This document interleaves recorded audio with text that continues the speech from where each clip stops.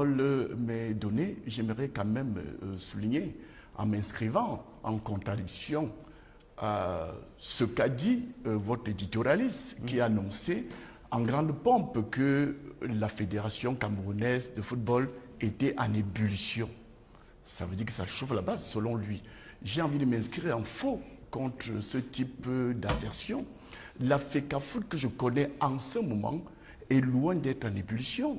Si vous passez du côté de Tchinga où se trouve l'immeuble de cette fédération, vous n'y verrez pas du feu. C'est vrai qu'il a parlé de l'actualité autour de la FECAFOOT. C'est d'elle que je parle aussi. Non. Les matchs se jouent normalement. Le championnat Interpol vient de se dérouler avec beaucoup d'éclat. Le championnat est achevé. La Coupe du Cameroun va se jouer pour sa finale lorsque les autorités en charge de la programmation de cet événement-là vont décider que l'événement se tient. L'Assemblée générale de la FECAFOOT s'est déroulée et se déroule très souvent sans qu'il y ait éclat de voix. Le comité exécutif de la Fédération camerounaise de football tient régulièrement ses réunions, prend des décisions. Les commissions mises en place au niveau de la Fédération camerounaise de football travaillent sereinement. Où est-ce que votre éditorialiste a donc vu cette ébullition qui nous renvoie au feu? Non. Il y a quelques agitations, ce qui est tout à fait normal, qu'il y ait des remous dans toute organisation qui vit à travers les acteurs. Chaque fois qu'un acte est posé, chaque fois qu'une décision est prise, il y a fatalement des mécontents. Mais il y a aussi que cette décision fait des personnes qui sont contents de ces décisions qui sont prises. Peut-être va-t-il falloir aller au bilan pour savoir, lorsque ces décisions sont prises, combien sont-ils qui sont contents, combien sont-ils qui sont fâchés.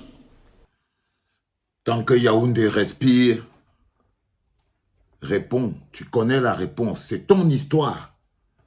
C'est ton histoire. Tant que Yaoundé respire, le Cameroun vit. Bonjour les enfants, c'est papa.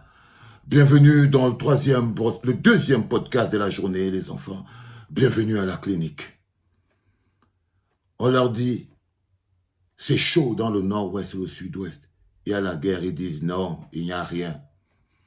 C'est quelques bandés de bandits qui sont là, mais on va les neutraliser très vite.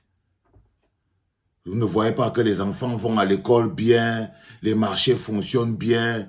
Vous voyez la guerre où on leur montre les milliers de déplacés qui sont en train de vivre comme des animaux dans des camps de réfugiés au Nigeria.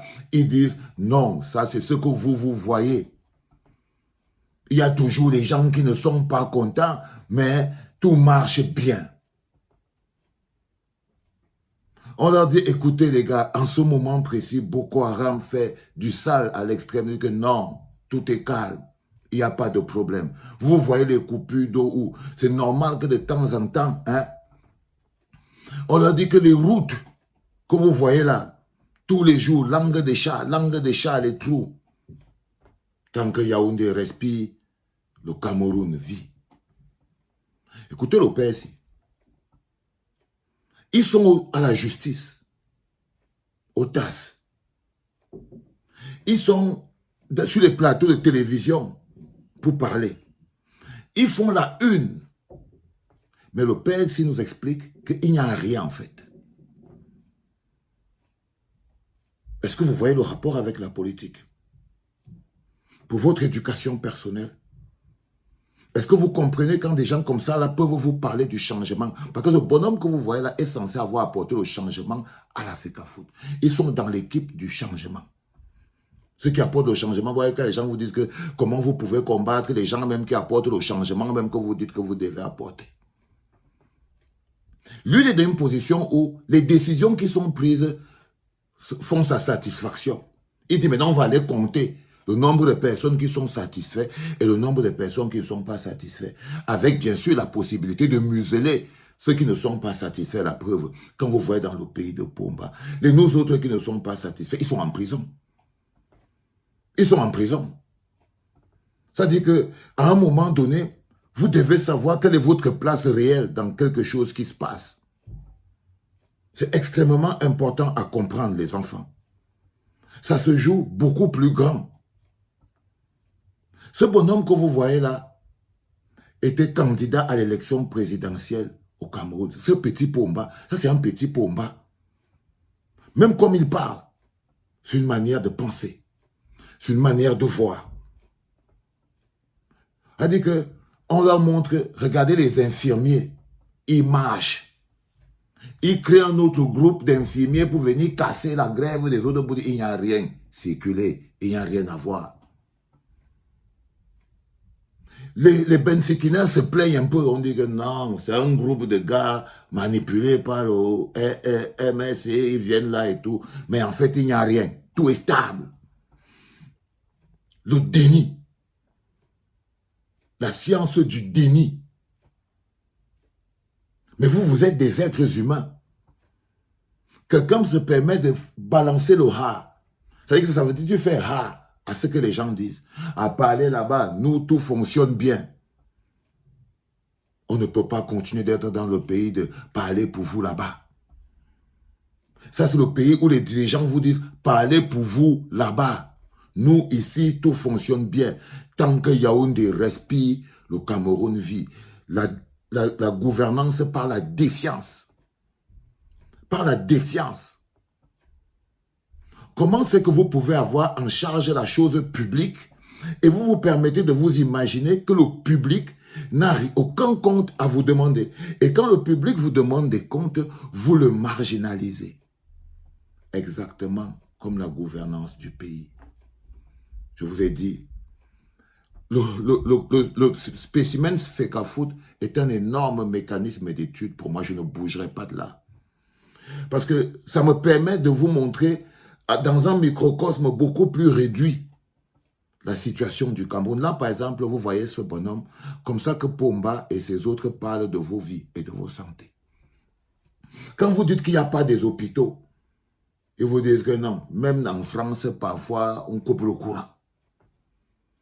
Même en France, parfois, on coupe le courant. Ça s'appelle banaliser la souffrance. Banaliser votre point de vue. C'est-à-dire que vous n'êtes pas respecté.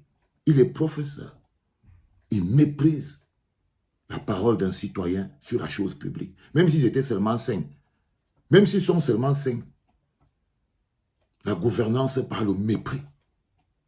Parce que ce que Nkou Vondor, il fait là, il fait du mépris. La gouvernance par l'arrogance. Regardez.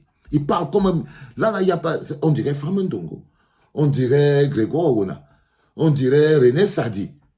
On dirait n'importe quel ministre que vous pouvez prendre. On dirait Motaze. Ça dit que vous voyez quelque chose avec vos yeux. Eux, ils vous disent que ce que vous voyez, ce n'est pas ça.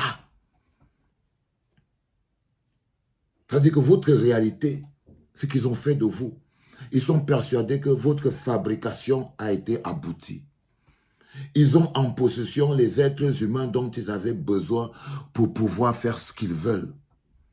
Vous êtes devenu un problème. Ça veut dire que vous êtes un produit fini. L'aboutissement d'un processus de zombification. Un processus parfait. Vous êtes des spécimens parfaits. Parce que pour que des gens comme ça parlent à un peuple, à des gens, il y a toujours des mécontents. Non, ce n'est pas de ça qu'il s'agit. On ne peut pas dire qu'une chose comme la FECAFOOT, ce n'est pas... Il y a des contents, il y a des mécontents, il y a des résultats. Le gars dit les championnats se jouent, tout ça, il est dans sa tête. Est-ce que vous voyez le rapport, les enfants? Est-ce que vous voyez le rapport? Les infirmiers grèvent. Les gars du PhD sont en train de pleurer. Oh, on ne peut pas s'en sortir, ce n'est pas normal, et tout, on va marcher demain. Le ministre sort aujourd'hui, vous dit que non, c'est une petite agitation de quelques personnes. Et puis on peut aller mater, ils rentrent chez eux. Et puis on peut aller mater, ils rentrent chez eux. Aussi simple que ça. Ils finissent toujours par vous transformer en les opposants des gens qui luttent pour la survie collective. C'est-à-dire que quand les infirmiers se lèvent pour dire que non, on veut une amélioration de la condition de travail des infirmiers, on monte un autre groupe d'infirmiers pour venir dire que circuler, il n'y a rien à voir. Quand les bensikineurs se lèvent pour dire qu'il y a un problème, on monte un groupe de bensikineurs pour venir circuler. Quand des opposants se lèvent pour dire non, on monte un autre groupe d'opposants républicains pour venir dire circuler, il n'y a rien à voir. Et là, vous arrivez à des mécanismes magiques, comme celui sur lequel vous êtes en ce moment. Inscrivez-vous sur les listes électorales et surveillez vos votes. Boum, formule magique. Ça y est, ça a marché. Ça y est, ça a marché. Il n'y a qu'à des gens comme vous qu'on peut dire des choses comme ça. Il n'y a qu'à des gens comme vous qu'on peut dire des choses comme ça. Mais en temps normal, on ne peut pas dire à des gens réfléchir des trucs comme ça. C'est-à-dire que là, vous êtes dans une prison depuis 40 ans. Et un bonhomme se lève un matin et vous dit qu'en fait, le truc, c'est quoi? C'est qu'en fait, c'est parce que vous n'étiez pas suffisamment inscrit sur les listes électorales et que vous ne surveillez pas vos votes. Vous êtes sérieux?